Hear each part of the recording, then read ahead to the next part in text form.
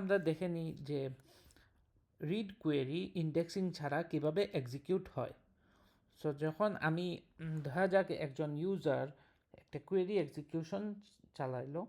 So কোয়েরিটা এরকম যে select all from users table where user name is equal to লাহিন।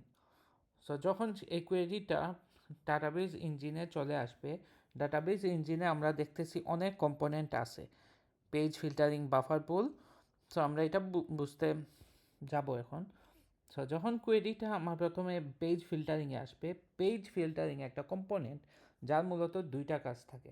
সে প্রথমে চেক করবে যে ইউজার এই কোয়েরিটা বাফার পুলে আছে কি না, কোয়েরি সম্বলিত রটা বাফার পুলে আছে কি না।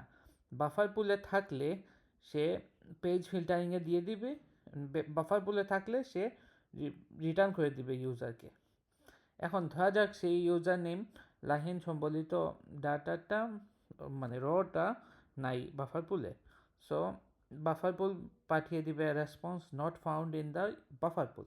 সো পেজ ফিল্টারিং কী করবে, তখন ডিস্কের মধ্যে আইও রিকোয়েস্ট চালাবে, input output request. So input output request যখন চালাবে পেজ ওয়ানের ভিতরে মাইক আর জন নামে দুইটা ইউজার নেম আছে, কিন্তু লাহিন নাই। যেহেতু আমরা লাহিন সার্চ করতেছি, সো সে আমাকে একটা রেসপন্স দিবে not found. So page filtering আবার একটা আইও রিকোয়েস্ট চালাবে, যেখানে পাওয়া গেল লাহিন, ইউজার নেম লাহিন। সো সে রেসপন্সের সম্পূর্ণ মানে সম্পূর্ণ ডাটা অফ পেজ 2 পাঠিয়ে দিবে।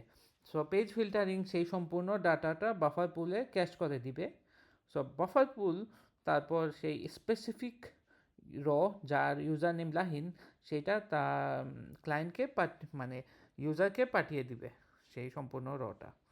সো এইরকম আর কি ইন্ডেক্সিং ছাড়া কোয়েরি এক্সিকিউট হয়। Thank you.